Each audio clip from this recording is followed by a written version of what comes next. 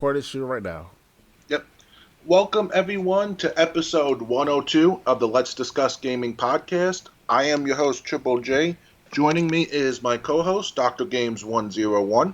Good afternoon, people. What's up?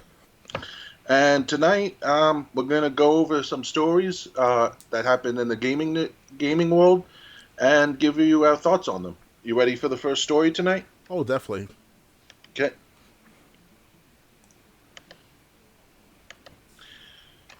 First story up.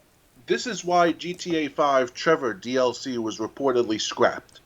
A well-known cash cow got in the way. It's a surprise. It is a surprise to almost no one. A former Rockstar employee claims that planned Grand Theft Auto 5 story DLC was canceled because of the blockbuster success of GTA Online. It was so much of a cash cow that a Trevor-focused expansion was reportedly shut down after already being in the middle of production. Joseph Robino, who worked at Rockstar from 2010 to 2016 as a senior camera artist and virtual cinematographer, spoke to YouTube, Sand and Play about the Scrap Trevor DLC project per VGC. What happened was when GTA Online came out, it was so much of a cash cow and people were loving it so much that it was hard to make an argument that a standalone DLC would outcompete that, Rubino said. As one of the people working on the DLC, Rubino admitted he was a little sour at the time because I was like, yo, what the fuck, guys? This shit is awesome. Let's keep going. Let's finish this shit. The developer had worked at Microsoft and Amazon since Rockstar, contributing to projects like Forza Motorsport and The Outer Worlds 2. This corroborates Trevor voice actor Steve Ogg revealing earlier this year that GTA 5 could have had a James Bond-like story DLC focused on his character. Ogg mentioned that he had already recorded lines for the expansion in which Trevor went undercover. Data miners had previously discovered Agent Trevor reference in game files. GTA 5 is one of the best-selling games of all time, now surpassing 200 million copies, said. The game, thanks to GTA Online, also continues to be one of the most played titles on PC, PlayStation, and Xbox. Looking ahead, GTA 6 is planned for a fall 2025 release window. In May, Take-Two CEO Strauss Zelnick stated that he felt highly confident about that launch timing. So let's look at the comments. Uh, let's go to upvotes. Iron Horse 89 goes, Rockstar only gives a damn about their revenue stream from GTA Online, and they've been milking that for years now, thanks to morons with their mom's credit card buying shark cards and skins. Ezio 899 goes, because it's entirely cheaper to release different skins for cars and charge enough to get people buying shark cards. And CJ underscore Topspin goes, Ogg's character was so damn good. When was the last time an actor got typecast from a video game role? Serious question. So, would you have liked to see Trevor's DLC in this game, or would you have? Do you like that they went with GTA Online the way they did? Well, obviously, it was the start of the live service type of games back in the uh, early 2010s and all, if you want to consider that to be the official standard of GTA 5 and all, with GTA Online. Personally, myself, I would like to see the DLC. So I can't afford GTA Online, especially with the shark cards stuff like that. Because after a while, you know, years later, obviously I did play the GTA Online myself for a few months, the first few months, and after that, kind of like not interested in it at the same time because it's like you need group effort for that for most of these projects. These are heists and all, so I can't give up on that because I didn't have the friends for that group of friends for consistently go after those type of heists and all. So I Right. prefer the DLC of Trevor, like they did with GTA 4 with Lost in the Dam and the Battle of Gay Tony and all. Because I currently have GTA 4 and Lost in the Dam downloaded for about less than $10 many months ago. So I'll probably do a Let's Play of that sometime in the future. Other than that, the Trevor DLC was good for those people who always want to know how Trevor became what he became in a sense. Personally, myself, like I said, I'm a type of guy that plays single player games like GTA, whatever. At one point, then I turned into this multiplayer online multiplayer experience, which is a good thing at first, and it was very successful. over the years now. Obviously, even to this day, before GTA 6 comes out next year. So once GTA 6 comes out, people may still play for the sake of like online experience, but not as much though because the population may do it down severely because of the new game coming out next year, obviously. But other than that, you got DLC. They should come out with that right now if they really want to, and it'll be no problem. Just had to touch it up, polish it up, whatever. Um, there's stuff like that, of course. So Yeah. Well, I don't think they're gonna do that now. Um, yeah, I understand.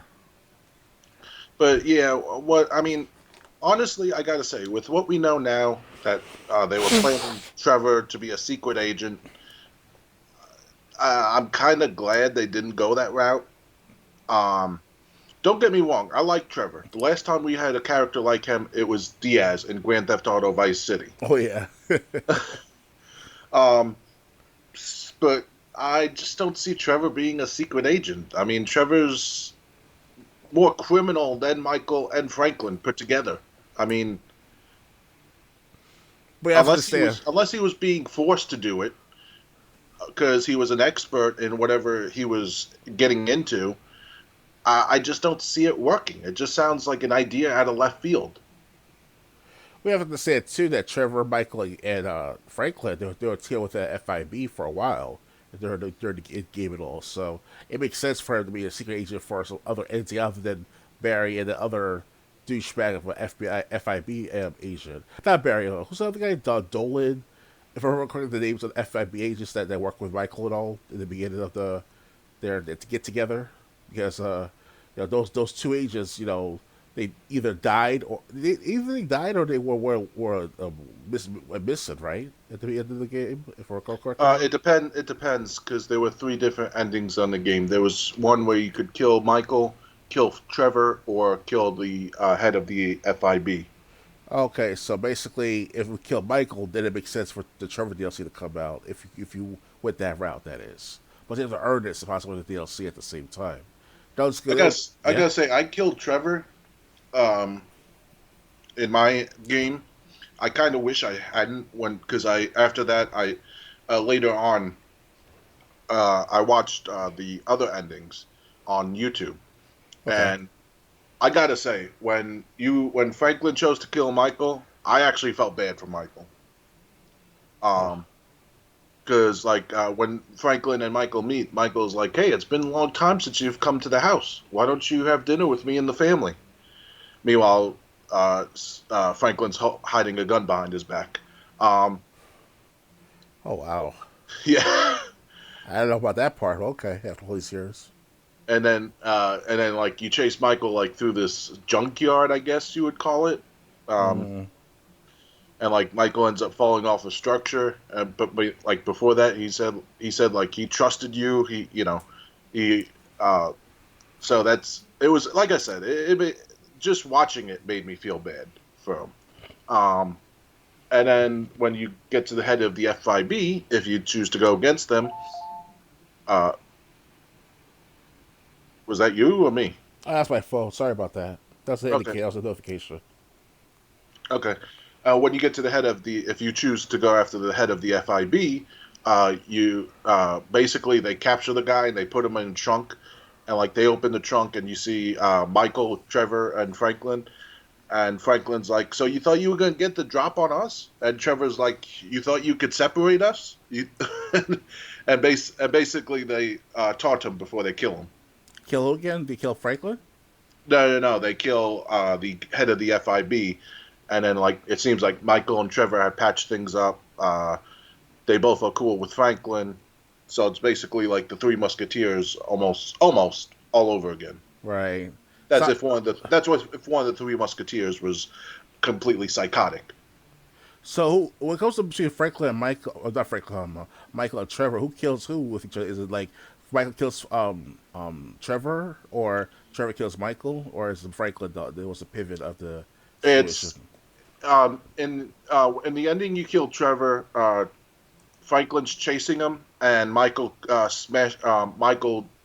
ends up joining the chase, and like he crashes his car into Trevor's car. That car causes Trevor to crash into like a gas tanker, Mm-hmm. and then like while Trevor's like, if you want to kill me, do it. Michael shoots the gasoline to ignite the flames, Oh which shit, um, that's when you fucked kill up. when you kill, yeah, that's what Franklin said to Michael. And Michael's like, no, that was life. He goes, Trevor chose his route.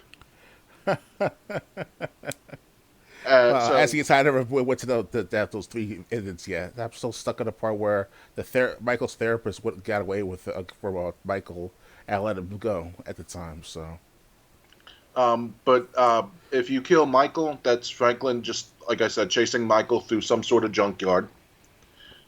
And then I think, and then basically all three join in if you choose the head of the FIB. mm-hmm. All right. So I remember the FIB agent, the one that acted all like not rowdy, but he was very cocky. He's like, "Yo, what's up, homies? What you Yeah, doing?" Like I remember that guy. It was he should have died. The FIB. He was too cocky for to be the FIB. yeah. In my opinion, that is. Well, I mean, I got to say, speaking of Grand Theft Auto 6, it's I'm sorry. I think it's gonna feel if they don't have Trevor or a character like Trevor or Diaz, I think Grand Theft Auto 6 is gonna be missing something. Oh yeah. So I feel like Grand Theft Auto 6 will have to have a protagonist that's that kind of crazy. So there's that, but also, Hell, they can tie with Tyler for Sadie, or whatever his last name is in GTA 6. You know, because right, Vercity died is alive in Vice City, obviously. So right, yeah, but I mean, also, Vice City took place in the '80s, so you're talking like 40 years later. what's the time set in GTA 6? I think the numbered entries are current day. So 2025, pretty much. Hmm. Okay, so he'd be like an old person for City then, in a sense.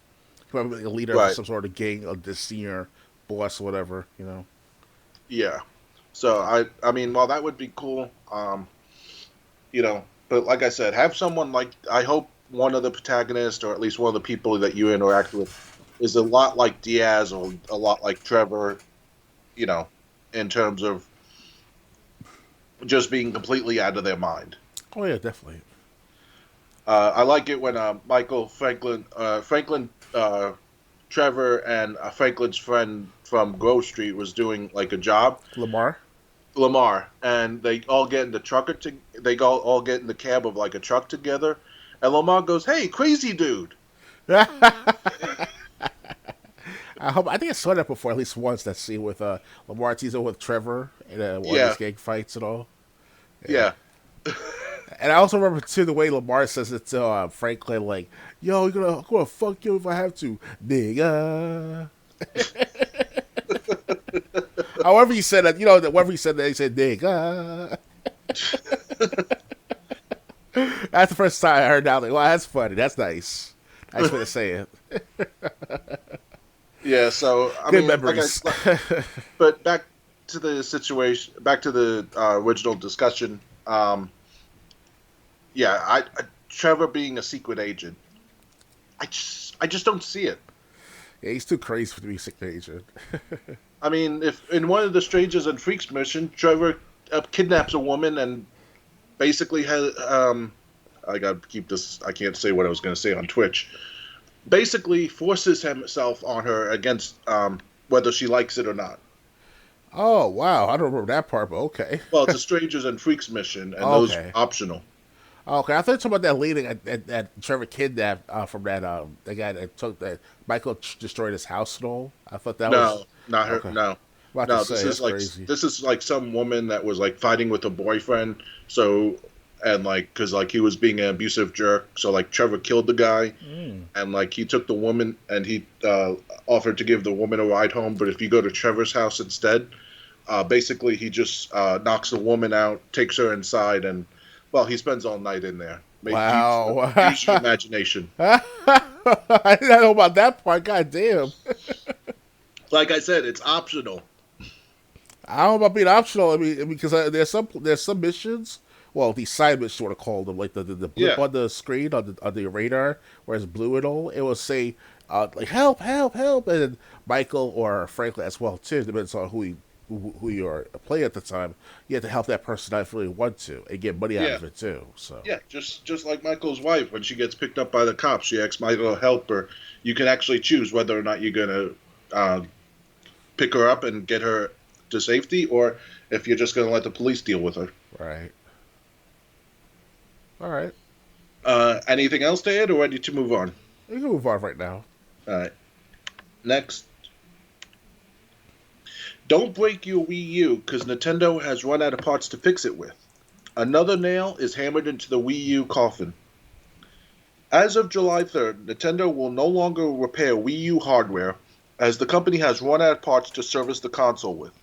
Nintendo of Japan confirmed the news with a social media post this week, explaining that the Japanese repair service for the console had exhausted its supply of spare parts. This is going to be sad news for the one person still playing Splatoon on the device. Online play for the Wii U and the Nintendo 3DS ceased on April 8th, making the end of an era for those Nintendo systems. The Wii U underperformed for Nintendo, eventually ending its run with 13 million console sales. In comparison, the Switch has done much better, as Nintendo has sold over 141 million units since its debut in 2017. That's not to say that there isn't still some interest in the Wii U, as back in September 2023, someone found one at their local retailer and bought it. Looking for the future, Nintendo's Switch successor is in development and it's expected to be announced during the company's current fiscal year ending in March 2025. Details on the Switch 2 have been kept tightly under wraps, but it's rumored that the Switch 2 may use NVIDIA's new custom variant T229 processor. On the topic of combating potential scalping of the Switch 2 when it does go on sale, Nintendo President Shutaro Furukawa says the company plans to have enough supply to meet demand. Okay, so let's look at comments.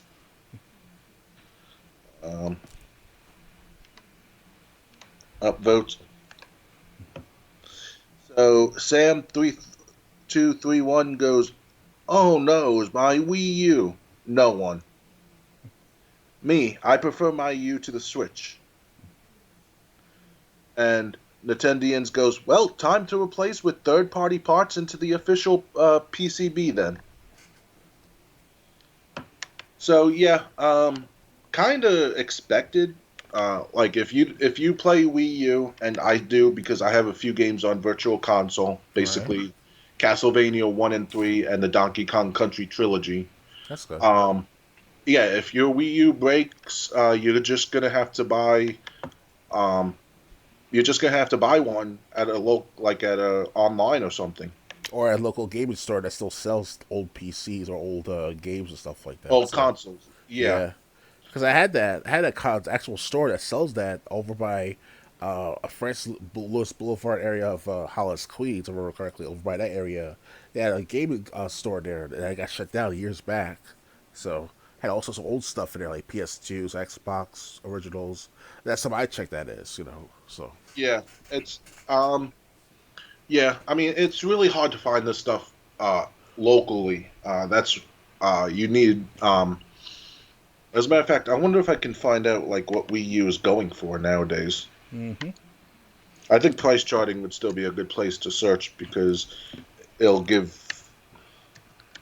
right. And speaking of like finding old materials, stuff like that, not just games as well. There's also a DVD store. It got shut down years back. It's like almost like 25, not 27 years old. And during that time, there was a his name is called Ba. He call him in short, and he would sell these old anime, old Bruce Lee fighting martial arts related matter DVDs, and I couldn't afford to at the time to get buy all that stuff he had. So I only bought the Inuyasha Final Act for about I would say $20, not even, and online now it's being sold for about $40 for a brand new copy for both act, second act, both part one and part two. If I recall, because it's a two DVD set for each part, so you get four DVDs for it. So and I can't imagine if he's selling games on that on his network too. But that was back then, of course. Well, other than that, Wii U, yeah, it was like good luck trying to find a Wii U at a brand new for about under $300. You know? Well, brand new. I mean, yeah, if brand new, you're not gonna find it. Yeah. Brand new is five, six, $700. But then again, brand new is brand new, never before opened. Yes. To find, but I mean, the Wii U that I have, the Wii U Deluxe, the black Wii U, that's that's only going for $138 complete Okay. and $130 loose. So, and that's the price of the console. So, on at least according to price charting. So, obviously, a little more, maybe a little less. Um, yeah. So, Wii U is not terribly expensive. I mean, you know, so Mm-hmm. I'm pretty sure you could probably find it online. It just depends because the only thing that's going to change it or make it go for much more than it really should is if people have games saved on there. I see. Because the virtual console games, you delete them, they're gone. Well, Yeah. nowadays anyway, uh, because the virtual console, the Wii U virtual console is no longer around. But the games that you downloaded, like I said, Donkey Kong Country Trilogy, Castlevania 1 and 3 on Nintendo, um, they're saved to the console. So, Oh, yeah. makes sense. So I mean, if I don't think it's going to be too hard to find a Wii U if you're willing, if you need to replace it. But if you're looking to get it professionally repaired, they Nintendo just doesn't have the supply. Yeah, yeah. If I got a third party, a repair person, there are people out there that does these repairs for certain consoles, certain electronic devices, like the iPod, for example. I'm very surprised on eBay. There's an iPod repairer. They'll repair your iPod for about $120 without no problem. Like you give him like the first 30, $40 for shipping or whatever to ship your iPod to him, and then he'll ship it back to you with the rated price you have to pay for it. So I have to go back to that seller so we can do that for my iPod because my iPod got damaged from charging. Not charging, but from like connect to the computer because I can still charge it, but it can't be connected to the computer properly because of that. It was that those prongs weren't called them, or the socket inside the iPods got damaged severely. So yeah, but other than Yeah, that, you can find the repair people online for third party console related matters. So I just want to see if I can find a classic iPod, what they're going for. yeah, the refurbished on Amazon is like it's like $270. So Yeah, people are selling. The first seller I pulled up, it's anywhere from 77.95 to 199.95. yeah. Uh, he's got all different iPod sizes. I had a 30 gigabyte. Um, Next seller, $90 to 250. So obviously, I'd want one for the seventh generation that actually had a screen. I didn't care about the iPod Nano that could hold like that could hold like 100 songs. Um, Yeah, the newest one, the seventh generation you mentioned, that's about 160 gigabytes. That's about whole up to 80,000 songs. yeah, the biggest one I had was a 30 gigabyte. Okay, I have the 160 gigabyte. The one that's damaged so far. So I still play music on there. It's just that I can't It's a upload new songs to the iPod. Oh, okay. Yeah, Well, yeah. I mean, I would need that. I need. Well, I could. It'd probably be cheaper to search for the cord by itself. That the USB cord. well, here's the thing, like I said, it's not the USB charger itself, the cable itself. It's the iPod's socket that has the Oh, damage. Yeah, I need to get that repaired. But once he repairs it, though, he has to delete all the songs on those my library on the iPod. So that's a catch-22 right there. So it's like all the songs that I collected over the years, and I had developed a playlist for them over the years. They don't have to sacrifice for that for the sake of repair. It's a catch-22 right there. So well, that's why CDs are a good thing. yes, Well, to some extent. I mean, you can't even use LimeWire anymore. I used to download a lot of songs from LimeWire, but that's basically being monitored by. So unless you want people to come down, knocking you, uh, busting down your door for downloading music, um, you Yeah, won't use LimeWire. LimeWire. Yeah, LimeWire got shut down years ago, back in 2010 of October. I think 2012. It was 2010 for me when I checked it online. for Okay. the because when I used the LimeWire the first time in a few months back in 2010, it was like October. It says sorry, LimeWire has been acquired by the courts or Mm-hmm. FBI, whatever, and then they had to shut down the services. Yep. But although they did a stint to reinvigorate the LimeWire services, but that only lasted for a few weeks though. And I was wondering why it didn't work at first back like in 2013, 2012. So Yeah. It's funny. Me and my boss at Eminem Chimney were talking about it back then. Because I what I used to do, and I still have my old PC. I just have to plug it in and hope it'll let my PC will stay on long enough to get to my music folder.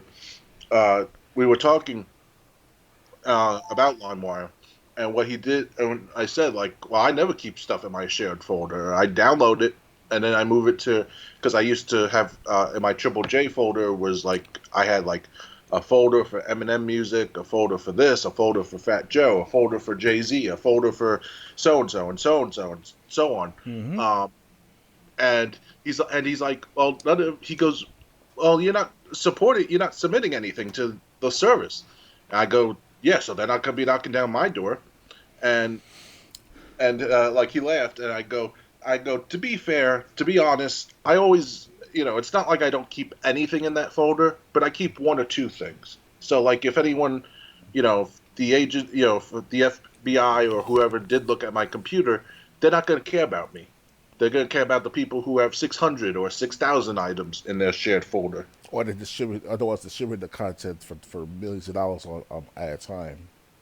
Yeah. So I mean, so like I said, most of my songs I could probably get to. They're on my computer. I just have to plug it in because where I used to plug it, where I had my computer plugged in, I now plug in the charger for my laptop and keep my laptop basically fully charged. Mm-hmm. So yeah, but if I had an iPod, I'd probably get that music off my computer. Um, but then I would have to find a new way to get new songs on there. Yeah. But other than that, the Wii U itself, it's a good console here to play on. It's just that it lacked the library or the quantity of games of that particular game itself. Yeah. So Well, the good news is, I mean, the Wii U was compatible with all Wii games. So, that's um, good. I heard about that. Backwards compatible. yeah. So, I mean, that's why I got rid of when I got my Wii U, I sold the Wii. So it was because it was basically compatible with all Wii games. You just needed a Wiimote and or nunchuck, depending on the game. Otherwise, Yeah. which is also what people used in multiplayer games. The first player would have the gamepad, the second and third player, and so on. Like if you were playing Mario Party on Wii U, would use Wiimote and nunchuck. Okay. So yeah, so it's like the Wiimote and nunchuck was still in use on the Wii U, and like I said, you just put a Wii game in there, and it'll play the Wii game no problem. Nice. And So if I recall correctly, too, for the Wii U itself, now obviously it's a good to have for Wii games. All, but I hear that even up to like 2020, the year 2020, they had Dance Dance Revolution or the similar dance related type of games on the Wii itself, the mhm. original Wii, and that surprised me as hell. So Yeah, the last time they updated the data for that for the Wii was Dance Dance 24, whatever that game was called when you dance around and stuff. So yeah, it's like those are the only games coming out for Wii or Wii U now. But okay, nice. okay, so ready to move on? Yeah, we move on right now. Yeah. Okay, so just one moment.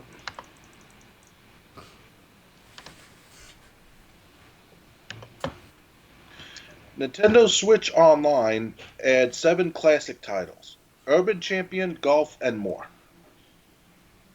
Nintendo has added 7 classic titles to the Nintendo Switch Online library, including Urban Champion, Golf, and more.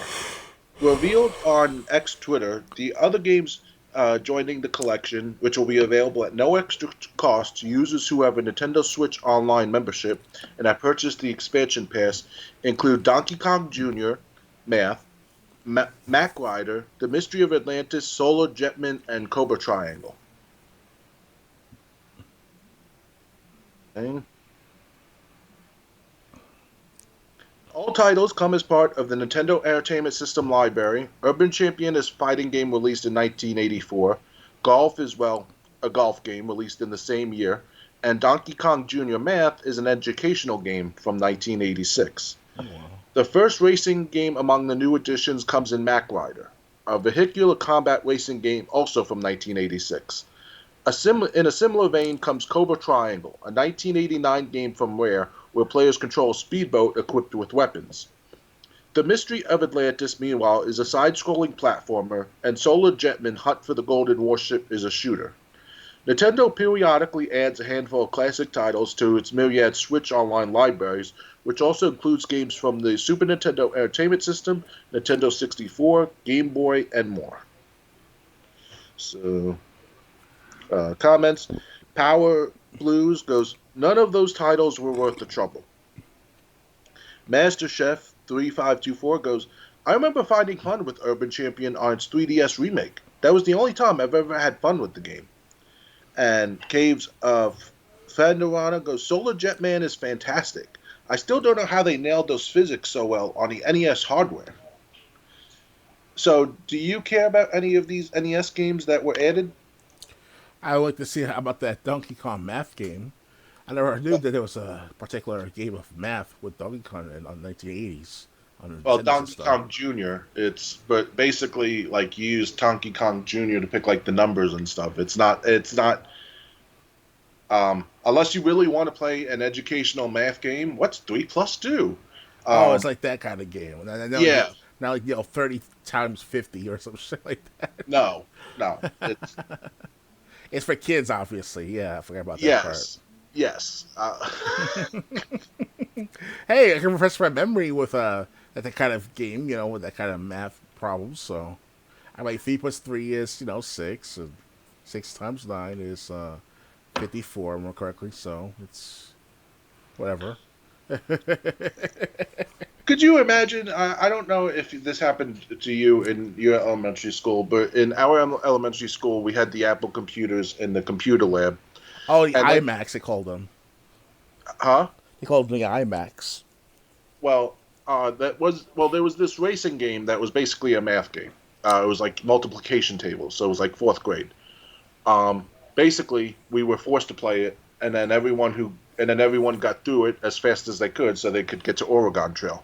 Okay, Um, nice. Yeah, good job. Yeah, but anyway, could you imagine being like in fourth grade and seeing 30 times 50, something like that. Yeah.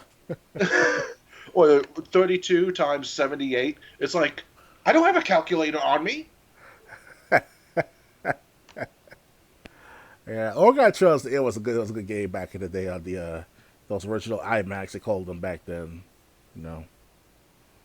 And the current computers of IBM as well back in the 90s. That's so much check as well. Yeah, so I mean, none of these games really. Um, Honestly, the only game I really care about is golf.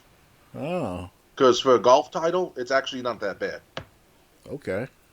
I'm sure that But Tiger Woods it is back in the late 90s as well, right? well, yeah, well, they didn't have Tiger Woods yet. Because he started in 1977 being popular, Tiger Woods. So, In the '90s, maybe, yeah, yeah, late 1997, I said, yeah. yeah, yeah. But this is back in the '80s. Like there were no players; it was just golf. Oh, okay, okay. So yeah, so it's based. You chose your club. You see how far the ball could go, based on what club you chose. You chose the club that was best for the situation, and then you tried to hit the ball. Hmm. So, yeah, I honestly, I've never played any of the other games. I don't care to play Donkey Kong Jr. Math, unlike Dr. Games 101. Mm. Um, but I just none of these games pop out. But I have to be honest, I haven't really played any of them. Hmm. Yeah, And obviously we existed until 1987, 88. So, yeah, yeah, all these games range from '86 to '89. So yeah, those are what I hear about 1980s gaming was like the home console generation of gaming of its first of its kind. Yes, we know that Magnavox was back 1970, what, 6, 77, 78. but it started out being mainstream into the people's homes until like this Nintendo system. So Well, Nintendo didn't come out till like '86, so yeah, so I mean, then let's see. The video game crash happened in 1983, so yeah, it was like '86, '87 when Nintendo hit stores in America, at least because Nintendo had like 16 games at launch when it launched in America. So yeah, thank goodness for that because obviously the game industry would be like faltered for decades after that.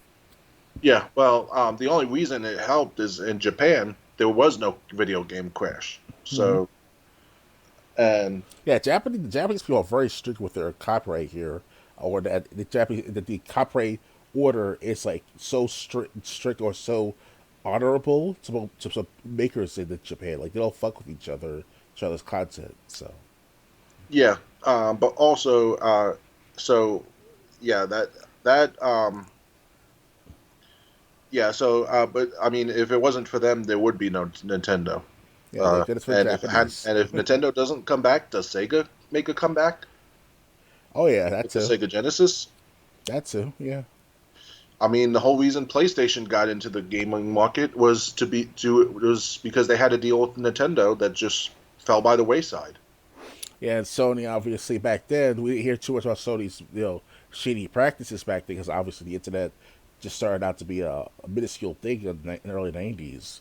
So they Well, had plenty of time to gather up enough reputation to sustain themselves for all the accusations later on over the decades until well, now. So keep in mind, Nintendo, the whole PlayStation's with the original PlayStation was supposed to be an add-on, a CD add-on for the Super Nintendo. right, yeah, you're right. So, so I mean, like I said, does PlayStation get into the gaming market? What does that mean? Does Microsoft get into it? What's left? Sega, Yeah, you know, and EX, does Sega even get into it? So, yeah, so I mean, but again, back to these games, the only one I'm interested in because it's the only one I know. Um, well, I know Donkey Kong Jr. Math, but I'm not interested in playing that. Um, it would be golf. I've never played the others though. I understand. Anything else to add, or ready to move on? Let's move on, please. Okay.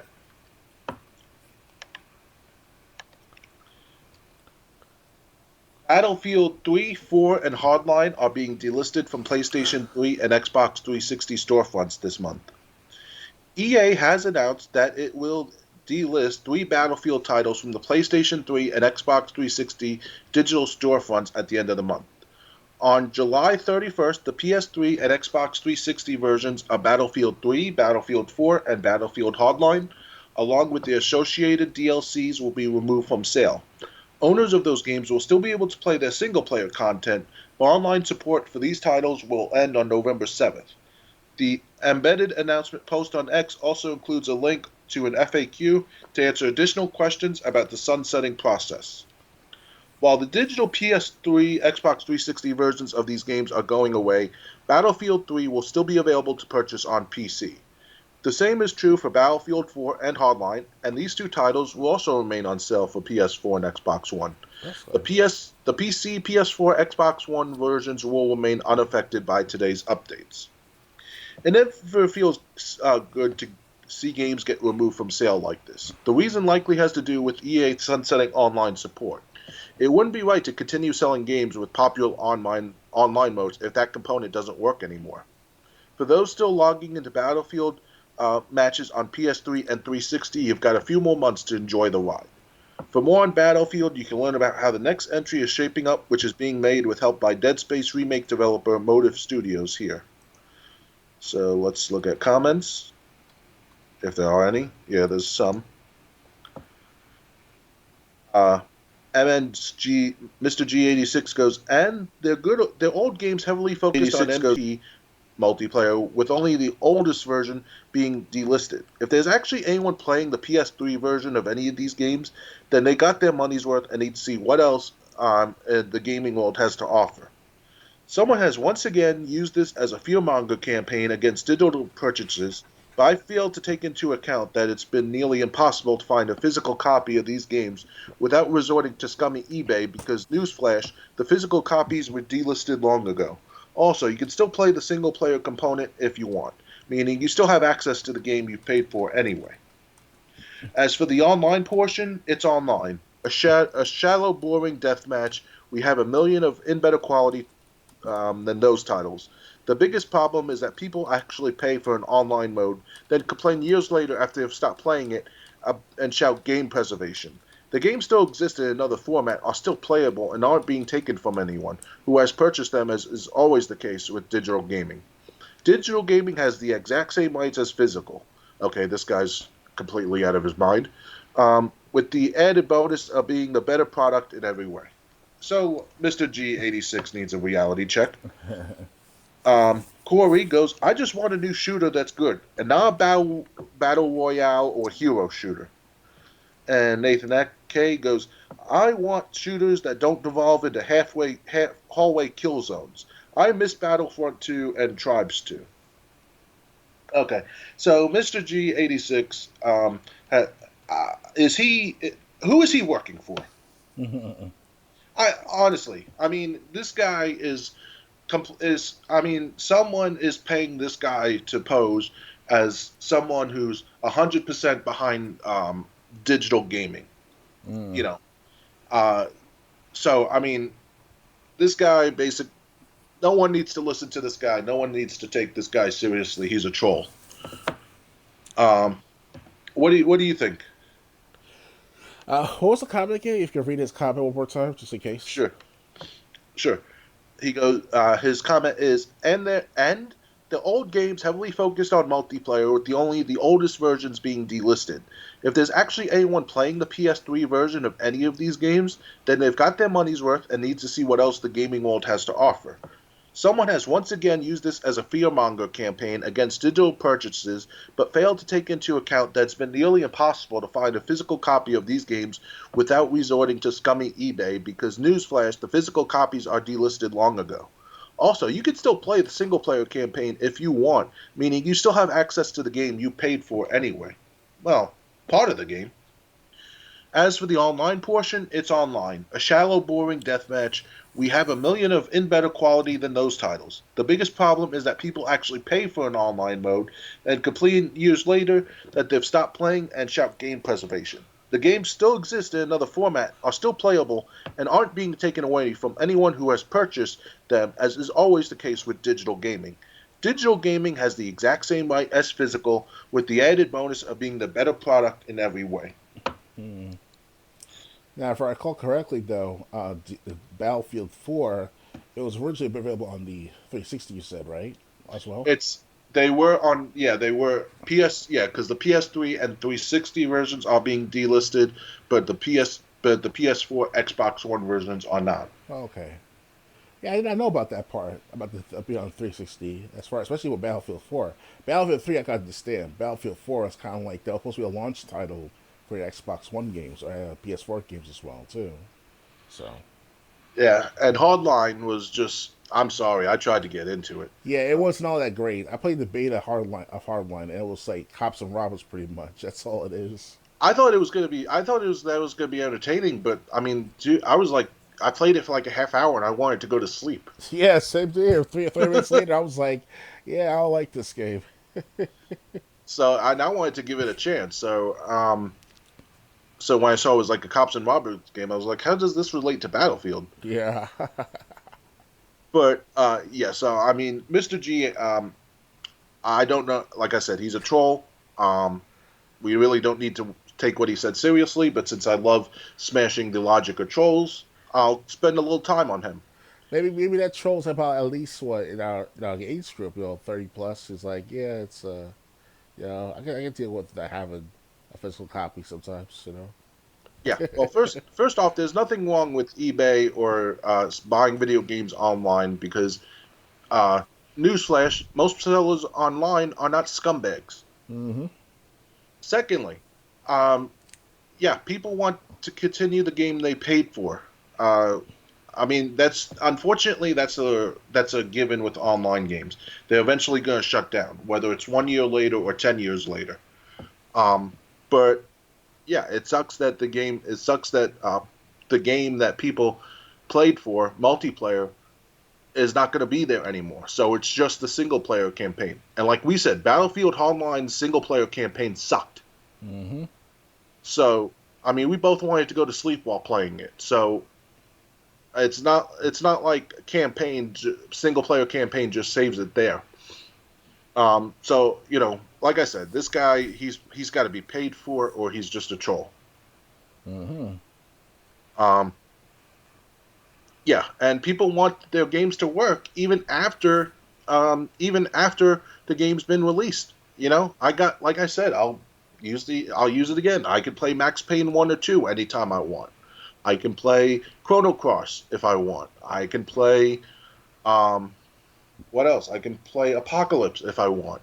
I could play the Donkey Kong Country trilogy on Wii U if I want because I spent on money on those games and I have them. Or Dig Dug or Pac Man on the Xbox One for about $5 per copy. Yeah. So I mean, I doubt it's even that much. I think it's like $2 or $3. But It was last on time I sale. checked. It was on sale. It'd be like $2 or $3. Yeah.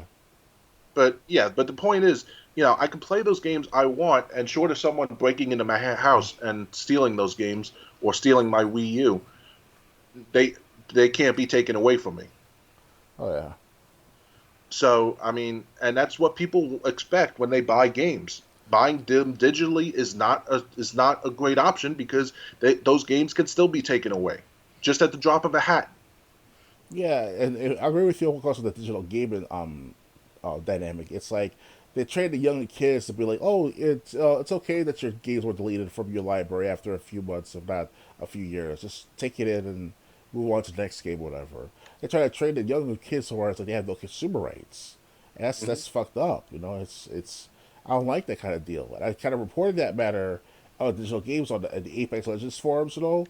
And the moderators tell me like, "Oh, don't use wireless, just use wired, whatever." I keep telling them it's not the my wired connection or my wireless connection or both. It's about the in-game servers, your online servers of that particular game of Apex. They keep arguing with me about the matter. Like they don't know anything about computer literacy. I'm not that stupid. Come on now. Yeah. So I mean, It's digitized. That's why it's not like an actual disc, whatever. I play Apex Legends on. So but speaking of Battlefield 3, I'm pretty sure I have at least one copy for PS3. So if you want to buy it for me, I am selling it. Um, I think I have. I don't know if I have Battlefield 4. I don't have a Battlefield game for Xbox One. I'm not sure which one it is. yeah, I got Battlefield 4 for part of its on sale for like 10, $15, not even I back think like I got. several years I think I ago. actually got Battlefield 5 for sale. So I got all the skins and slash DLC, not DLC, but the skins, whatever the add-ons stuff like that for the Battlefield for the Xbox One. I got it for like less than $15 last time I checked, so it was worth it. That was like at least 5 years ago now. So Yeah. So I mean, Battlefield 3 was pretty good. Hardline, uh, just campaign wise, by the way, yes, Battlefield 3 is pretty good. I haven't gotten all the way through it. Hardline, um, if you're having trouble getting to sleep, play that game. yeah, Battlefield 4, I really can't comment on. yeah. Battlefield Hardline is your Ambien for sleep. Yeah, yeah. So that's funny. If you're having trouble getting to sleep, if you're insomniac, play Battlefield Hardline. Watch the Hitman movie from 2007. Yeah, or hit that movie in 2015. Yeah, Uh, I slept on both those movies. I was like, what happened? Oh, this movie's over. Oh, that's quick.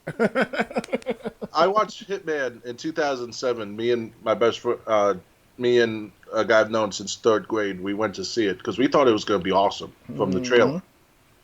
Um, I never felt more tired like that. It felt at the end of the movie, I felt like I took a sleeping drug that didn't knock me out all the way. It just made me really, really groggy. Yeah. That's what watching Hitman did to me. So I'm surprised I didn't fall asleep in theaters. Uh, oh, you did pay like 15, was it $10 at the time? So it was worth it somewhat. Had to sleep through. No, I mean no, because like I said, I got home and I was still tired. So it was like I said, I could have taken something like a Z-Quil and took a nap. I mean, Did it even have instead, Zequel back then? When Hitman came out, the first Hitman movie came I don't out. know if they were, to be honest.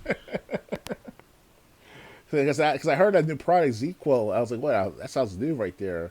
Last at least a couple Well, years at they least. had it when I was in New York because when I worked at Slummins, I was having trouble staying asleep. I'd sleep for like 4 hours and I'd wake up and just lay in bed awake all night. And Mm-hmm. after a few days, I just went to like a CVS on my way home from Slummins and got a Z-Quil, and whew, it Potent stuff.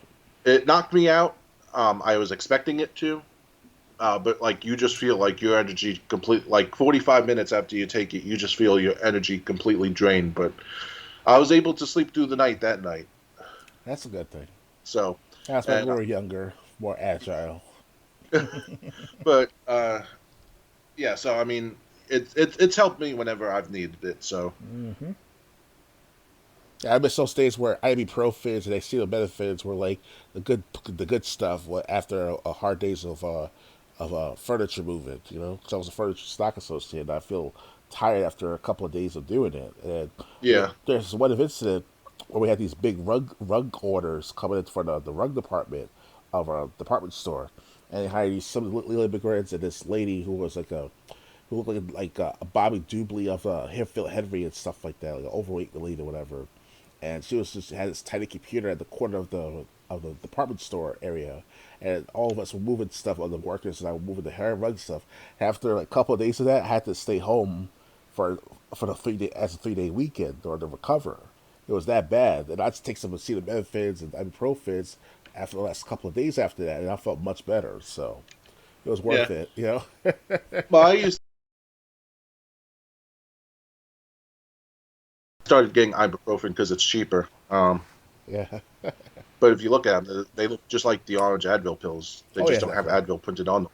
Oh yeah, definitely. So yeah. So I mean, I do have that in case I have like body aches or whatever. But um, yeah. So anyway, back to this. The Battlefield games are being delisted for seventh gen consoles.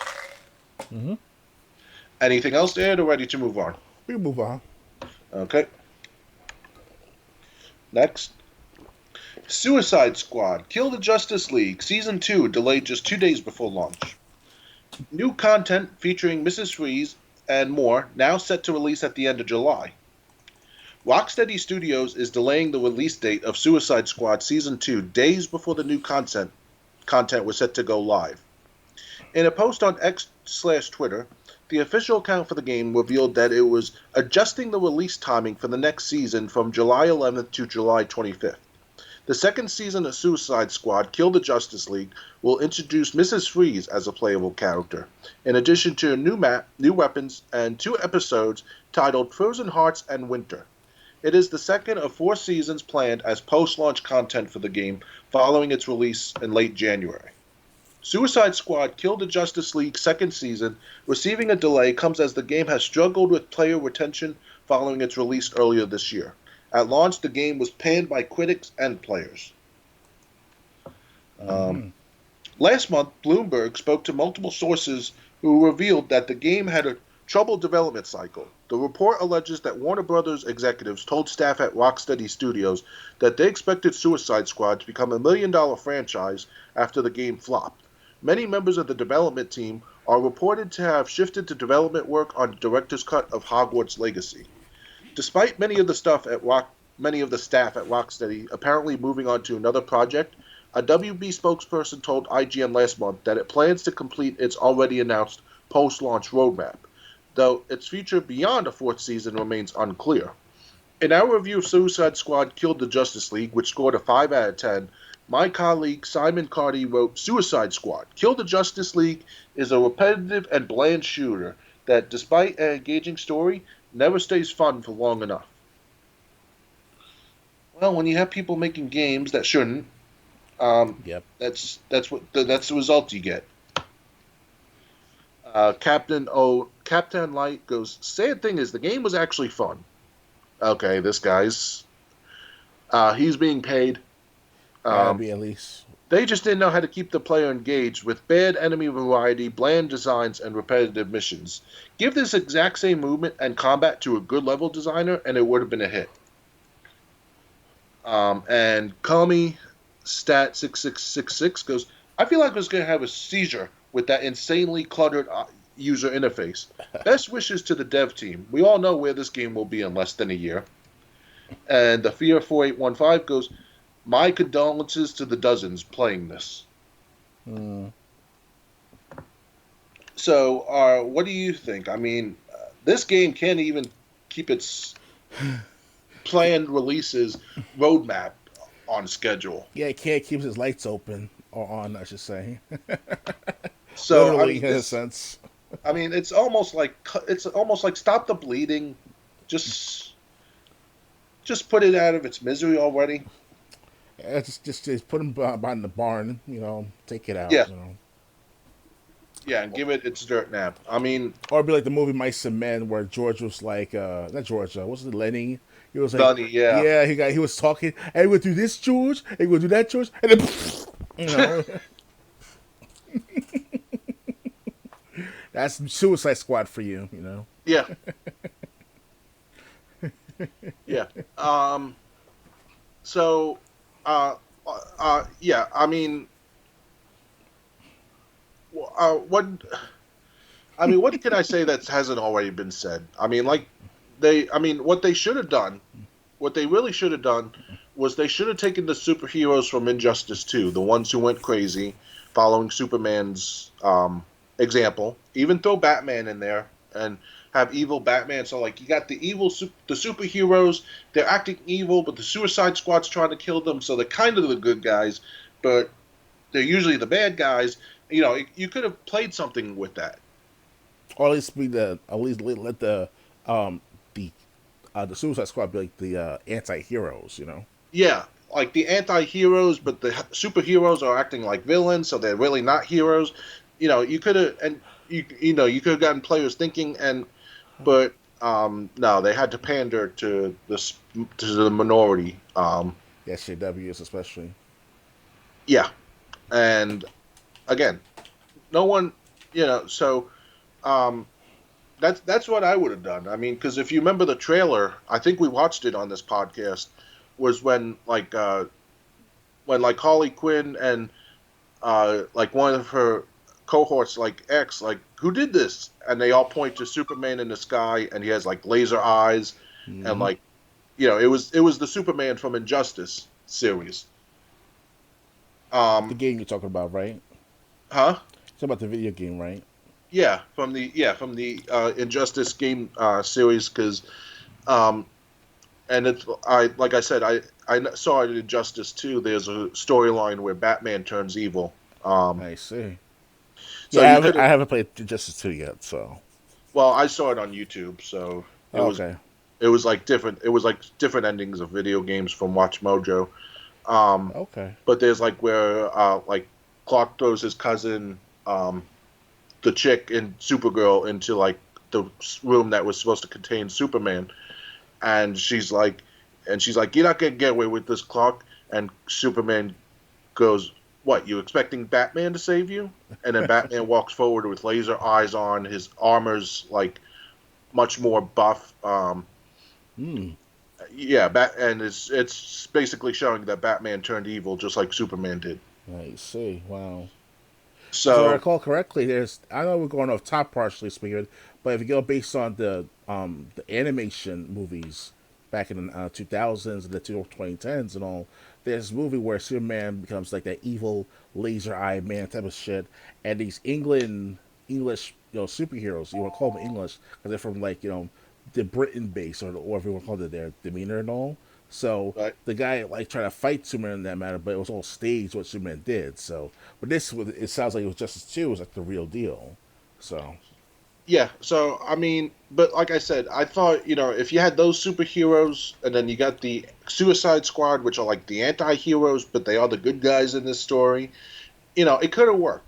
But the problem is you had to make a game that you actually cared about, not a game that was whose sole objective was to pander. Yeah, it's because you have to understand most of the Justice League, Injustice, DC Comics, everything else in that matter, you have to appeal towards them first, especially the ones who pay you the most or buy your product the most. I, for one, always wanted to get the first Injustice video game until now it's for free on the Steam store, and I got it for about less than $10 on the Xbox store. You didn't get So it for games with gold? I don't remember. I think I did, but I never played it until like last year or whatever. Okay, because I do have the first Injustice with games with gold, but I beat it. I got it for Christmas one year, and I beat it because I knew once my younger brother was going to get his hands on it, I'd never see it again. Right. Um, but I beat the story mode in like 3 days, and um, it's a fighting game, so unless you're really going to get good, um, and play online and stuff. But I played the story mode, so it's just like that's why I've never gone back to it, because what else is there to do? Mm-hmm. It's a 360 game after all that I have. Um, Anything else to add, or ready to move on? We can move on. All right. We'll be. There's more news coming about Suicide Squad: Kill the Justice League. By the way, Okay. Xbox Game Pass standard tier won't include day one titles as Microsoft hikes prices again. Ultimate rising to $19.99 a month. Microsoft has quietly revealed it will not include day one releases like Call of Duty Black Ops 6 in the standard Xbox Game Pass tier amid price hikes to the service. First reported by Windows Central and outlined on Xbox support, Microsoft is raising the price of Xbox Game Pass Ultimate from $16.99 to $19.99 a month in the United States. It's also replacing its more basic $10.99 Xbox Game Pass console tier with Xbox Game Pass Standard, a $14.99 option which doesn't include the beloved Day 1 release feature, specific entries to the Game Pass Ultimate library, access to EA Play, Xbox Cloud Gaming, perks, quests, and discounts on games in the Game Pass library. Microsoft didn't commit to eventually bringing these titles to Xbox Game Pass either, saying titles such as Call of Duty Black Ops 6 may be added to the library at a future date. Those wanting to play these games at launch and potentially at all will therefore need to pay for the rolling $19.99 a month Xbox Game Pass Ultimate tier once these price changes go into effect for new members on July 10th and for existing members on September 12th, 2024. PC Game Pass is also rising from $9.99 a month to $11.99 a month, while the most basic Xbox Game Pass Core tier is rising from $59.99 to $74.99 a year. It will remain at $9.99 a month, however. Finally, Microsoft will only allow its users to prepay for Xbox Game Pass for console for up to 13 months going forward. Users with more months than 13 months already paid for will not be affected.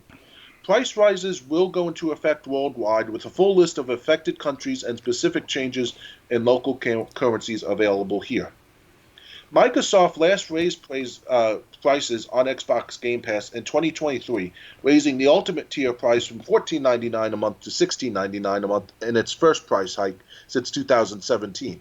Paying $14.99 a month for Xbox Game Pass, therefore, nets users significantly less than it did just 1 year ago, with Microsoft essentially removing day one titles, EA Play, cloud gaming, and free perks from the service in that time. Rumors have circulated since May 2024 that Xbox was pondering an additional price increase, especially given the planned addition of future Call of Duty games day one to the service following Xbox's acquisition of Activision Blizzard last year. The gaming arm has also been making a number of cost-cutting changes in recent months, including shutting down Tango Gameworks and Arcade Austin in May, and announcing the layoff of 1,900 staff members in January.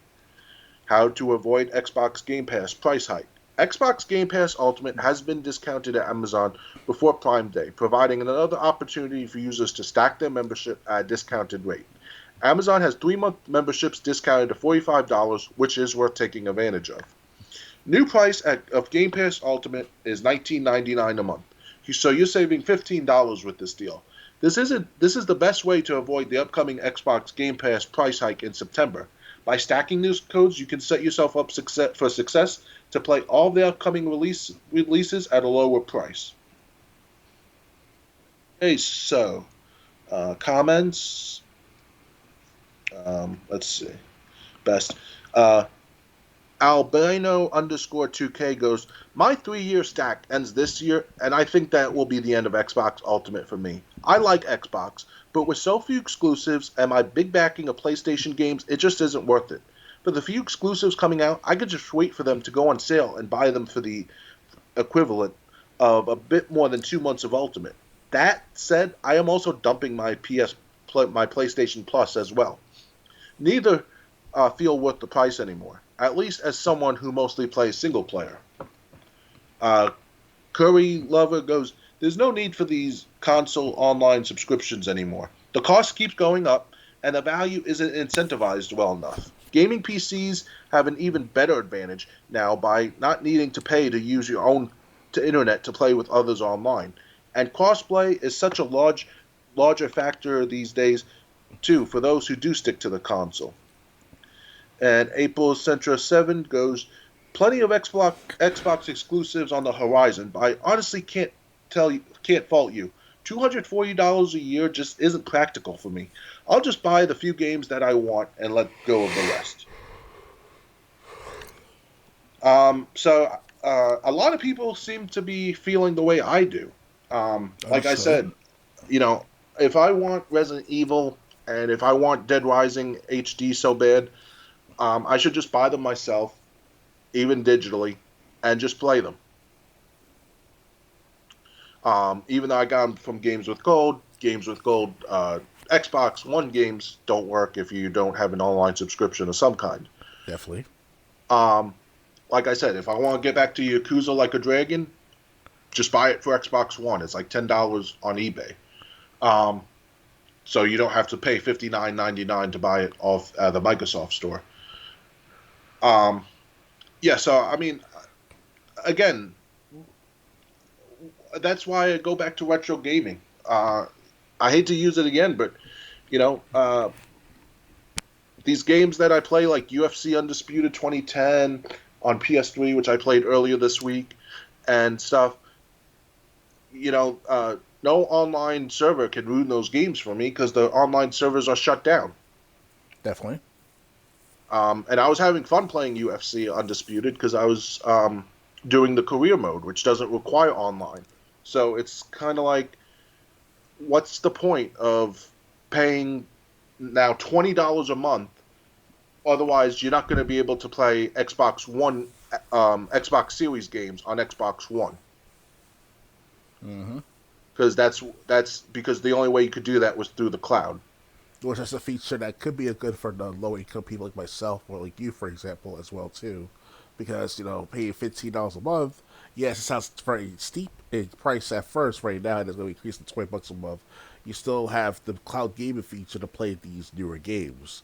Let's you have a good connection altogether. So it's a trade off. It sucks at first. Personally, myself, I don't use Xbox Live or Xbox premiums, or call it the monthly subscriptions, every single day, all day long, because I've been playing Apex for years now. So it's kind of like, because the Apex, Fortnite, PUBG, they're free to play games right now, and you can play them anytime we want on the Xbox or PS4, PS5, etc., etc. So it's like, to me, it's like this, like, I'm doing it for the sake of competition, really matters, to make money off of, and that's about it. And once in a while, I want to play my Call of Duty. Once in a while, I want to play my Ghost Squire Tokyo. Shit like that. But that's like once every few days, a few weeks, but upon my usage of my time. So me personally, it sucks that it's increasing in price. So that means I'll use less and less of the Xbox monthly subscriptions and buy like a bundle, like 3 months, if not find them cheaply elsewhere on the internet. You want to go for the yard '80s moment. Yeah, but I mean those bundles are not going to be cheaper for long. So Yeah, I mean, like I said, it's and like 200. I mean, playing Xbox game Pass Ultimate is now $240 a year Crazy. if you keep it all year long. That's like the price of a console, Yeah. Or buy a almost. cheap computer that helps you with office related projects, stuff like I mean, that. 2 years of Game Pass, you could buy a PlayStation 4 or a PlayStation 5. Yeah. You know how many retro games? Um, I mean, we talk about how, like, in retro gaming, GameCube, a lot of people will say GameCube is, priced many people out of the market because there's so few cheap games. If you have like 480, nearly $500, you know how many GameCube games you can buy? Oh, yeah. About a few Uh, at best, but it's still something. yeah, I mean, and it's the good titles: Mario Kart Double Dash, maybe Luigi's Mansion, maybe. I think that was the one that was a little overhyped, to be honest. Resident Evil Zero at the time. Super Smash Brothers Melee. Um,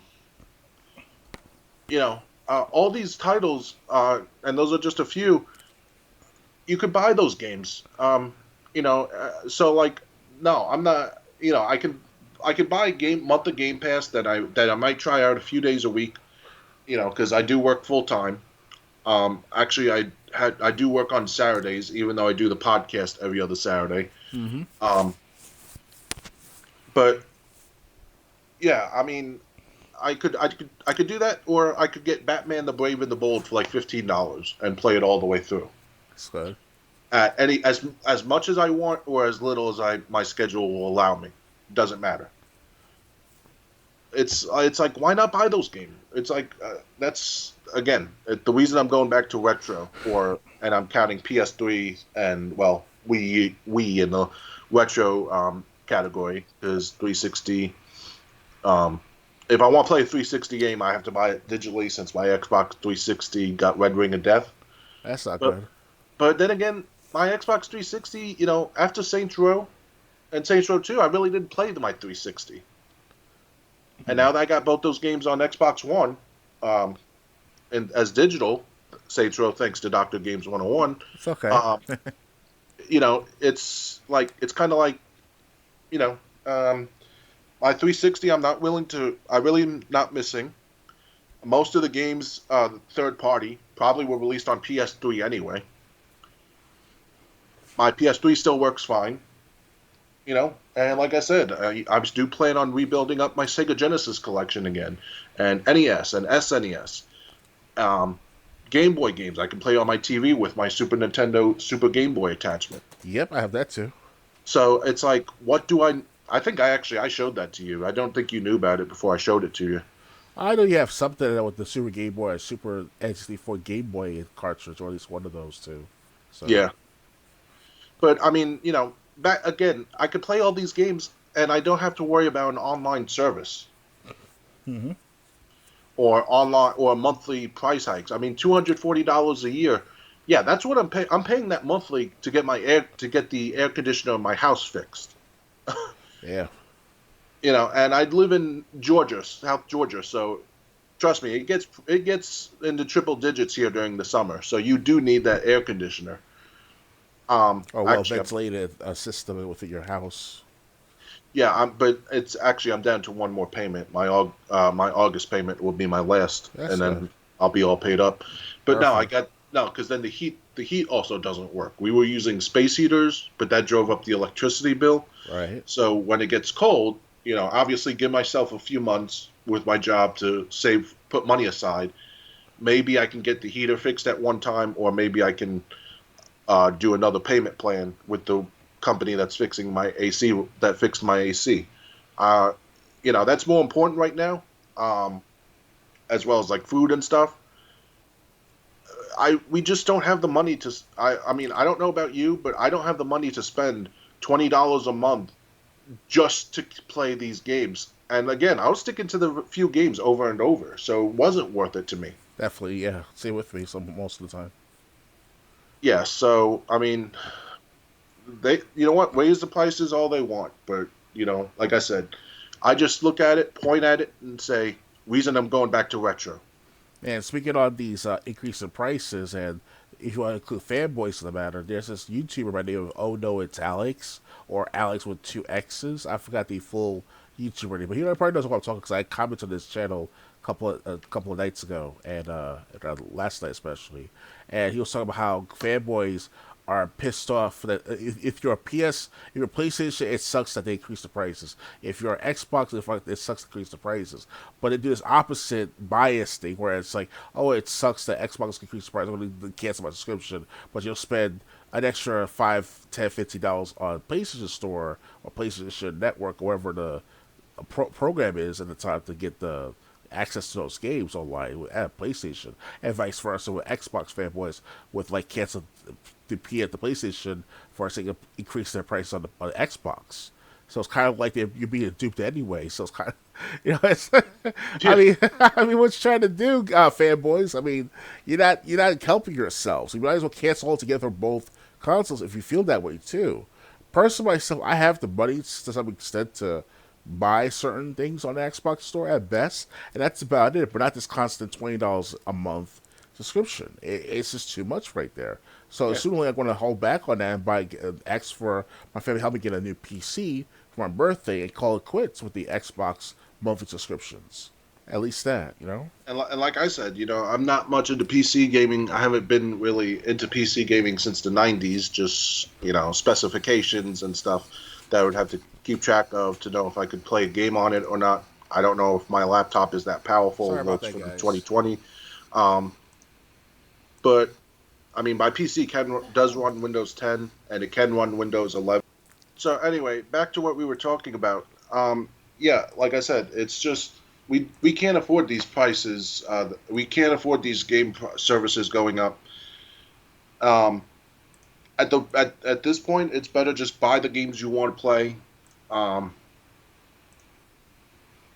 yeah, it's better to just buy the games that you want to play, Indeed.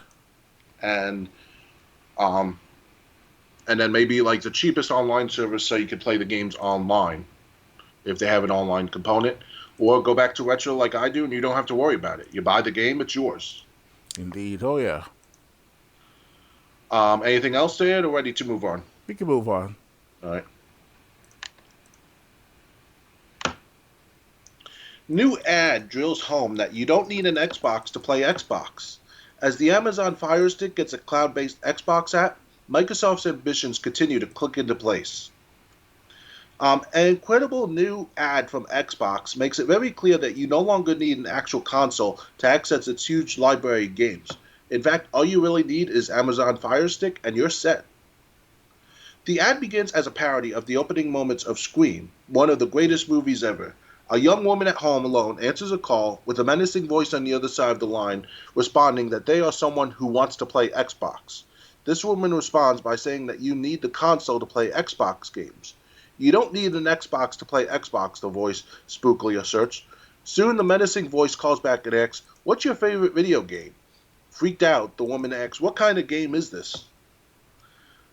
Oh, this is no game. It's hundreds of games. The woman walks into the living room and sees that her TV, which boasts an Amazon Fire Stick, can now play Xbox games. Turns out she locked the doors to make sure no one interrupts her unprompted games night now that she has Game Pass, and most of its catalog at her fingertips thanks to the cloud. As of today, Xbox is taking the next step in its Play Anywhere initiative, which has found Microsoft de-emphasizing the need for a physical console in order to play its games. This began in earnest at the outset of the current console generation when Xbox Game Pass also debuted on PC, allowing folks with capable computers to access a sizable chunk of Xbox library. Soon enough, the term Xbox exclusive effectively implied PC as well, and Microsoft hasn't stopped there. Thanks to its efforts with the cloud and remote gaming, Xbox games have also been playable on mobile devices, as well as certain makes of Samsung smart TVs as of just last year.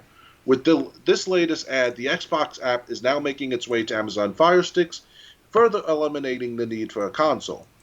However, the initiative isn't without some drawback. As great as the cloud is these days, it's still hardly a proper substitute for a console with game installed on it, as cloud gaming remains susceptible to the ebb and flow of internet connectivity for stability. For folks expecting higher quality graphics, cloud gaming, and especially Microsoft xCloud technology isn't ideal, as it compresses the image in order to run games better. Then there's the matter of the catalog. Xbox's app can only afford players most of the titles on offer via Game Pass and the entirety of cases one's catalog of owned games. That not only means the library is fairly limited, but also you must be sub to Xbox Game Pass in order to make use of this app. Other than that, Xbox's play to get it games on as many platforms as possible is clearly off to the races. And it's a reasonable bet to assume it'll keep expanding for the foreseeable future. Despite this push and the thinking of critics and fans alike, Microsoft isn't getting out of the console space entirely. Okay, I gotta stop right there. You you devalue the importance of having a console, but you're still going to be in the console um, war, basically. What sense does that make?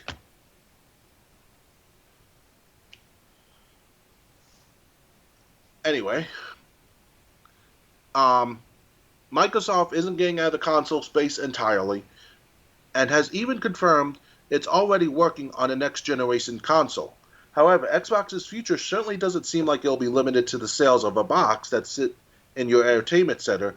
Considering the ground that it's lost to its competitors the last few generations, it's probably smart to be thinking wider.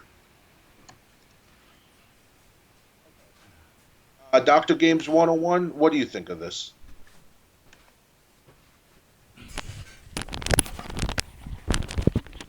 I'm back, Triple J. Sorry about that. Okay. Um, well, let me recap the end of that article. If I still have it pulled up, I will. Yeah. I just want to read this last paragraph again. Um, says, despite this push and the thinking of critics and fans alike, Microsoft isn't getting out of the console space entirely, and has even confirmed it's already working on a next generation console. However, Xbox's future doesn't seem like it'll be limited to the sales of a box that'll sit in your entertainment center, and considering the ground that it's lost to its competitors the last few generations, it's probably smart to be thinking wider. Hmm. My question, why would you still be in the console war if you're devaluing the importance of a console? This whole article was all about you don't need Xbox to play Game Pass if you have an Amazon Fire Stick. So what's the point of staying in the console race? Probably because of the fact they can or they're willing to. It's just sick of just bragging. Not bragging rights, but sick of like, hey, I'm a $3 trillion company called Microsoft. Let me just get my hand in the game market for the next 20 years plus and see what happens. And that's all they've been doing for 20 years. It's basically, they try to they have to want to have their hand in the gaming aspect because it's very lucrative in the long term. So if Microsoft is thinking long term, they look what happened for the last 20 years now. They made how much billions of dollars just from Xbox brand alone, from the accessories to the DLCs, the system itself, the subscriptions. It's worth it for Microsoft to stay in that type of game, even if they're making a huge amounts of money for it. So that's why they've been doing it. That's why I hear about that for years now with Microsoft, where it's like, oh, this company is like not investing too much into the Xbox brand, but they're doing so at the same time because it's a game industry itself that's lucrative. So Yeah, but I mean, it's just like pick one and stick with it. I eh, mean, you're killing the reason for someone to have a Xbox console, but you're still going to be selling consoles. and I have exclusives to the two, especially for the last couple of years now. Now, not Yeah. as much though. So I mean, you've done irreparable damage to the Xbox console brand, in my opinion, That's their problem. That's because you at the wanted end to of the put day. all because you wanted to put all your eggs in this Game Pass basket.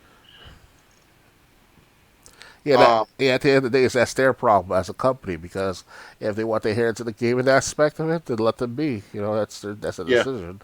And if it satisfies the customers, that's all they care about. You know. yep. So yeah, so I mean, yeah, if this is what they want to do, let them do it. But like I said, this is another reason not to buy the Xbox Series or whatever the next successor to the Xbox Series is going to be. Mm-hmm. If you get it, I don't care if you're 8, I don't care if you're 38 or 68 or 98. You're a schmuck. And this is coming from someone who went with Xbox One over PS4 in 2016, 2017. You're a schmuck if you still buy Xbox consoles um, going forward.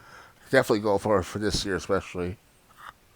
At one point, prior to the last I would say, or the first half of the Xbox Series console cycle, you were able to get a Xbox One console for like at least how much off.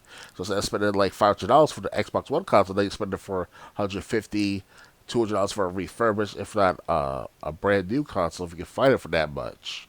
So it's worth it back then. But now for the last few months now, after what happened to Starfield and Redfall and all, good luck trying to have people buy your consoles now. So Yeah. So I mean, yeah. Like I said, you know what? If Microsoft wants, like I said, another reason to go back to retro, oh yeah, um, and still a few of the games from today because I do like the Middle Earth's Shadow series, the two games that I know of anyway. But like yeah, I said, it's just I mean, it's just this. I just hate the way gaming is. I just hate the way the future of gaming is going. mm-hmm. And I really don't know what people at Microsoft have thought, but at the same time, it's kind of like damage is done. If you were going to sell me the Xbox division, I'd be like, get that away from me. Mm-hmm. So, yeah. Again, there's no need at this point to have anything more than like an Xbox One or an Xbox Series if you already have an Hey, Xbox Series. Indeed. Anything else to add or ready to move on? We can move on. Okay. Now we get to talk about more idiots. Suicide Squad again. Suicide Squad joins Prime Day free games lineup, mere months after launching for $70. Prime Gaming members can score some excellent games for Prime Day 2024, and several of them are already available to claim. Amazon Prime Day will officially be held July 16th and 17th, and to celebrate, Prime Gaming is giving away 18 free PC games. Initially, the number was 15, all of which are available to claim now. But Amazon has added 3 more games to the list that will only be available for 48 hours, the duration of Prime Day starting July 16th. The full lineup includes an all-time classic Star Wars game, a modern stealth classic, Teenage Mutant Ninja Turtles, a pair of gunslinging action games set in the Wild West, Suicide Squad, Rise of the Tomb Raider, and more. In addition to free games for Prime Day, Amazon is giving away a handful of other games in July as part of its normal monthly drops. To kick things off, you can grab the multiplayer subterfuge game Deceive Inc., try out some puzzling adventures in Tearstone, Thieves of the Heart, take on the stock market in The Invisible Hand, and fill some bandits with lead in Call of Juarez. You can also check out 2D Open World Explorer in Forager, look for an ace up your sleeve in Card Shark, survive against zombie hordes in Heaven Dust 2, and prepare yourself for some past-face action in Solstice. The newly announced trio of freebies is led by Suicide Squad, Kill the Justice League. Though it hasn't been well received, the live service shooter launched earlier this year, so it's notable for a $70 game to be up for grabs for free this soon. Suicide Squad is joined by Chivalry 2 and Rise of the Tomb Raider 20-year celebration. All 3 of these new freebies are Epic Game Store keys. Other highlights this month include the underrated Assassination Sandbox of Hitman Absolution, which is actually pretty good. I don't know if that's the Hitman I don't think that's the Hitman trilogy. I think that's the third one that was on the PS3 360, the sequel to Blood Money. It was Actually, pretty much the last generation of its kind of Hitman, and they so started doing I think reboots of Blood it. Money was the second game on the Xbox 360, PS3. Yeah, Right. So I think Absolution was the sequel. I don't know about being a sequel, but it's like a basic the last Hitman game of its time until they rebooted it back in 2016. Okay, so it's Hitman Absolution. It's all right. I'll at least give it that. The critical beat 'em up action of Teenage Mutant Ninja Turtles: Shredder's Revenge and Star Wars: Knights of the Old Republic 2, a fantastic sequel to a brilliant RPG. Once you claim the free games from Prime Gaming, they are yours to keep forever, even if your subscription expires. If you aren't a member, you can sign up for Amazon Prime for even just 1 month to take advantage of the subscription and score some great freebies. You can see the full list below for everything that'll be available for the next couple of weeks. Prime members can also get a free 3-month trial to Audible Premium Plus, as long as you're a new Audible member or enough time has passed from your last free trial for you to be deemed new. What's especially cool about this early Prime Day offer is that you'll receive 3 credits, one per month, that can be redeemed for any audiobook in Audible's catalog. Even if you cancel your subscription after using the credits, you'll get to keep the audiobook in your personal Audible library forever. So yes, Amazon is essentially giving away 3 audiobooks. So every Prime member who hasn't tried Audible yet. So we went through the list of games. We got to go to comments. Sure thing. Let's see. Votes. Best Dad 94 goes, wouldn't play Suicide Squad even if it's free. I do not support and will not support live service. CEOs and suits need to realize that the majority of gamers detest this model. Court goes, 15 free garbage games is still garbage games. Scipio goes, yep, I've been saying this since PlayStation Plus and Games with Gold started. So, what do you think of these offers from Amazon Prime? Well, if you're referring to that Suicide Squad joins Prime Day for free games and all, as earlier, so it seems worth it to those who have Amazon Prime like myself, because I do have the Amazon Luma, I think it's called, as part of their gaming service, stuff like that. So I actually downloaded and own several fighting games, several platform games like King of Fighters or ukulele, I think it was maybe, but definitely the King of Fighters games, definitely, because they're different like fighting games like a buy like Street Fighter 2, King of Fighters, maybe a little bit of Tekken, stuff like that. So it was worth it to those who are Prime members like myself. Even though I haven't used it in years, I will admit that. So obviously Prime Day is right wasn't right now, today, if not yesterday. So it lasts for a couple of days or so. So if I could download them right now onto my Amazon Prime, my Prime account, it's worth it to play later on in life. I'm not sure when, but yeah, as long as Amazon still stays in service, I'll play Suicide Squad, in the future. That's if I want to. I wouldn't, because I mean, unless you play it this year, I mean, it's going to be a barren wasteland. Mm-hmm. So that's if the game's even operational at all. Because I think with this live service model, when the live service goes kaput, you can't even play the single player games anymore. Right. So I wouldn't, even if it's free. But the bigger point is, yeah, Suicide Squad: Kill the Justice League is such a dumpster fire that it's a free game just a few months after it came out. It came out in February, not late January. It came out in February, beginning of February, and it's now the beginning. We're getting into the middle of July. That's not good. That 5 months later, tops, your game is you're trying to give it away for free. Definitely. Um, It's on a different platform, technically speaking, so it's worth it to those who can't afford a Xbox Series or Xbox One, or even a PS4, PS5, depending on how poor you are. yeah, but to the CEOs behind that game, was listening to a company like Sweet Baby Inc. really worth it? Oh, yeah. That's their loss. Listen to a Yep. politically correct company. Yeah. I thought CEOs were supposed to be smart. Apparently not. They don't have to be. Um, In today's world, especially, they're not that smart as they used to be. yeah. Well, whoever was the CEO of the WB Games division definitely needs to be have his job revoked. Yeah, WB used to be very well mentioned, well recognized, well respected back 30, 40 years ago, especially when they started doing their opening stores in like malls and all back in the 90s and the 80s and all. Because they had a WB store back in Roosevelt Mall, as I mentioned previously in the past with this podcast, where you go into the store and they have all sorts of trinkets and novelty items and plushies and you name it. Like they have movies and stuff like to buy from. It was worth it going to WB stores and WB altogether to get to view their content with the Looney Tunes and all. But now, good luck trying to respect what today's going with their, recommend to talk to Sweet Baby Inc. and all. I'm like, the hell, what's wrong with them? But they screwed up. Yeah. So I mean, yeah. So I mean, that's the biggest takeaway from the story, that a game that failed that badly, um, just is not, now they're trying to give it away for free. Oh yeah, Um, yeah. The rest of the games, I really don't have anything to say about. I mean, Shredder's Revenge is good, obviously.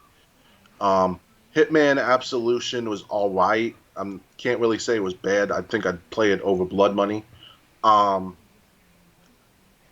but the rest of the games, I really don't care about. okay. Anything else to add, or ready to move on? You can move on. All right, we only got a couple more stories for tonight. Okay. Double Dragon Revive brings back series with 3D graphics. It's unclear whether it's a remake or a new story. Publisher Arc System Works and developer Ukes have announced Double Dragon Revive, the next entry in the Double Dragon series. It is due out sometime in 2025 for PC, PlayStation, and Xbox. The game is a 3D revival of the series that debuted in 1987, so it's unclear right now whether this is a remake of a previous title or a completely brand new adventure. Protagonists Billy and Jimmy Lee return, as well as enemies Roper and Abobo. Players will be able to pick up weapons scattered throughout stages and use their surroundings in pull-off gimmicks. The game development is being overseen by a staff with experience on previous Arc System Works fighting game titles, and is aiming to bring the series to the modern era with refined controls. Double Dragon is traditionally a 2D beat 'em up series, and Revive looks to be keeping the 2D side-scrolling aspect while implementing 3D character models and environments. Arc System Works has been bringing the series back recently. Last year, the developer ported Double Dragon Advance and Super Double Dragon to modern platforms, as well as released a new game called Double Dragon Gaiden: Rise of the Dragons. So let's look at the comments. House 4 goes, "Can I do the jump cyclone kick? That will be key." Natendians goes, "The character design seems off to me, and I think it's just me only." Joe Jacks goes, "Low budget, maybe?" And I'll read the last one. Natendians goes, in response, "Kind of seems like it's last time I saw Double Dragons is way back in the 90s, mostly cartoons." So, are you happy with Double Dragon game coming back? It's like a remake of sorts, right? They don't know if it's going to be a remake or a sequel. I see, because it does involve 3D, bring it back, not bring it back, but to put 3D graphics this time into the game. So it's No, they're trying. They're keeping. They're keeping. They're going to have 3D characters and models, but they're keeping it a 2D side-scrolling game. I see what it's going to be like 2.5D at best. Yeah. Hmm. Kind of like those other games, Explosion Man and stuff like that. Okay, no problem. That's not a bad idea. It's just it might see some interesting background settings. If you're on a subway or at the Statue of Liberty or such and such. That's what they did back in the '90s and all, and '80s with their some of the side scroll games, especially in the settings like New York City, Los Angeles, and all. It was pretty cool. But now the technology today, let's see what happens. See how good it's going to be. Because I wanted to play Double Dragon, a sequel of sorts if they ever had a sequel, a Double Dragon. So Yeah. I grew up with Double Dragon on Nintendo. By the time Super Nintendo came around, I had fallen out of Double Dragon. yeah, Because on the NES, Double Dragon and Double Dragon 2: The Revenge are great. Double Dragon 3, not so much. It's just really hard unless you want to get good at it. oh yeah, Because every character, I mean, you can play as Billy and Jimmy, but you only have one life with each character, and you unlock like a few more characters throughout the game, and they each have their own life and just one life. that So, sucks. yeah. So it's really hard. At least, even if it's not that bad of a game, it's just really harder than any other Double Dragon game. So Probably that for the veteran gamers of Double Dragon can also play every single sequel or every yeah. game. So I mean, Double Dragon, yeah. So yeah, this is Double Dragon. Obviously, I would be interested in it because, like I said, I grew up with Double Dragon and, well, mostly Double Dragon 2 on Nintendo. Um, so I would be willing to try this game out. Um, Hey, but get that dragon energy back, like Kanye West will say. Hey, like Trump and I, we're like dragon. They have dragon energy, and you see a meme days later of Kanye West and Donald Trump being double dragon characters and all. It was pretty funny. I still have that meme on my computer somewhere. okay, It was funny. It looked funny too. It showed different characters, so like Hillary Clinton and Obama and stuff like that. If I remember correctly, though, I had to look for it though. It was funny as fuck. See Trump and Kanye fighting side by side and all. It was pretty cool. yeah. So anyway, I mean, yeah, Double Dragon. It's just, yeah. I'd check it out if I could. Definitely. So let's hope it comes out next year. Hopefully the latest, before GTA 6 comes out.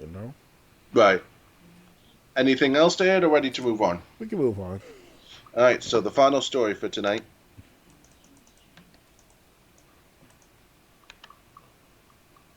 Three new Game Boy Advance games previously only available in Japan drop onto Nintendo Switch. What a legend! Nintendo has added three new Game Boy Advance games previously only available in Japan to the Nintendo Switch. Toast Software's Starfire Game Boy Advance trilogy is now part of the Game Boy Advance Nintendo Switch Online library, and available for all Nintendo Switch Online and expansion pack members to play starting today. The set includes 2002's Densetsu no Starfight, 2003's Densetsu no Starfight 2, and 2004's Densetsu no Starfight 3. All colorful platformers starring star-shaped hero, Starfire. Densetsu is the Japanese word for legend, and Starfire is, as Nintendo describes him, the Prince of Puff-Top Kingdom, golden-hearted and slightly clumsy hero and frequent aquatic explorer. Nintendo provided an official description for each game. Densetsu no Starfly, no sleep till Puff Pool. A sudden storm has caused Starfly, prince of the floating sky kingdom Puff Top, to plummet from his lofty home into the sea below. Luckily, he is rescued by an old lobster named Lobber, who sets the adorable hero on a grand journey back to Puff Top. The way home is full of dangers, though, and Starfly will need to employ a variety of abilities, including Star Spin and Glide, and vehicles like the mighty Mole Tank to overcome the challenges that await the alleged begins here. Densetsu no Starfight 2 helps Starfire save his mother and bring peace back to Puff Top's kingdom in this action-packed sequel. Ogura, the villain of the first game, is back to seek vengeance against Starfire, and this time he has Mama Star in his sights. The revenge-driven ruffian ransacks Puff Top and steals away Starfire's mother in this ensuing kerfuffle, leaving leaving Starfire no choice but to dive headfirst into his next adventure. With his best friend Mo in tow and challenges plenty to face, Starfire has his work cut out for him. Densetsu no Starfire 3, Starfire's sister Starly joins him and Mo for their third adventure on Game Boy Advance. Discover the truth behind the mysterious villain that's been pulling Ogura's strings all this time, and put a stop to the nefarious plans once and for all. Spin and float with the starry siblings, and save the day across action-filled stages with the help of familiar friends including Wario?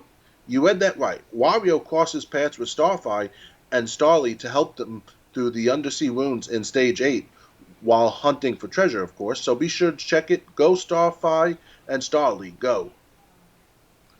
The arrival of the Starfire trilogy on Nintendo Switch Online follows the June edition of Game Boy Classics A Link to the Past, Four Swords, and Metroid Zero Mission, the March edition of F-Zero Maximum Velocity, and the January edition of two of the Game Boy Advance Best RPGs, Golden Sun and Golden Sun The Lost Age. Other Game Boy Advance games on the service include Mario Kart Super Circuit, The Legend of Zelda, The Minish Cap, and Metroid Fusion. Okay, so let's see. Adai Matsu goes, part of me sometimes they should have stuck to these kinds of graphics. So many strive for realistic graphics now, but we already have real life. Why do we want to imitate our boring world? My weird thought for the day. Blanco 8x8 goes, the GBA had some of the most charming 2D graphics, while many DS games either push to 3D or look like cheap Flash browser games. And Dark Seller goes, anyone remember Rystar for the Genesis? Underrated platformer. So, what do you think of these Game Boy Advance games coming to um, the Nintendo Switch online service? Well, to be honest, as a gamer myself for how many decades, so after all these decades, I never really got just to play Game Boy Advance games per se. So I can't say much about these games per se. Well, these games were only also available in Japan. Yeah, that too, that also too. But that's the fact that as a double whammy to me is that it's the Game Boy Advance I never really invested that much time in. To be honest with you, so I can't say much But I about mean, Game these Boy games do Advance. look like platformers, so All right. it's not. So it's. I mean, if you enjoy platformers, you'd probably enjoy these games. Okay, so it's like the Icarus, but for the Nintendo series, but it's just Yeah, very limited, some. of course, something like that. Yeah, some like that. All right. Okay. I mean, I would try them if I had the Nintendo Switch online service, especially Wario joining the third game. Mm-hmm. So yeah, um, yeah. So if you do have the Nintendo Switch online service, you do get to try out these three platformers, only available in Japan until now. Mm-hmm. And that's it. That's the end of episode 102 of the Let's Discuss Gaming podcast. I hope you enjoyed it. We'll be back in 2 weeks on July 27th, shooting for 9 p.m. Eastern. Dr. Games 101, do you have any plans for tonight or tomorrow? For the next few days, I'll try to do more of Cyberpunk 2077 gameplay. I want to try to stick with that for the next few weeks, a few months with you guys. Then every now and then I might stick with playing like Let's Plays for like a few minutes, like that of Injustice, perhaps a little bit of Black if I can get my hands on that copy. It's kind of weird. I had a copy of that game, but it went back to me. I had to pay $10 for that, so I gotta save up some money for that for next month. So over the next few months, that's what I'm gonna be doing for a while, and then for the next few days, definitely with the Cyberpunk 2077. So Yeah. This game, this weekend, um, I'm definitely trying to get a review of I'm going to be trying to get a review of a game up on my website tonight. Well, I'm actually kind of tired, so I oh don't yeah, know if I'll definitely. do it tonight. I was going to play Lemony Snicket's A Series of Unfortunate Events on Game Boy Advance. I can't guarantee I'll review that game because the last time I played it, I didn't get that far. Just couldn't figure out where I was supposed to go. Mm-hmm. But I'm going to give it another shot. If that's not the game I review, then I'll probably be playing something else. If it's a game I can stream, then I'll stream it if I need. But otherwise, yeah, I'm definitely going to try to get at least a review up, if not tomorrow. Okay. All right. So, anyway, I hope you enjoyed this. It's also a review on my website, jimmys-deals.com. Um, but anyway, I hope you enjoyed this. Follow me if you did. And I hopefully will see you again in 2 weeks for another episode of the Let's Discuss Gaming podcast. Until then, good night, everyone. There, guys.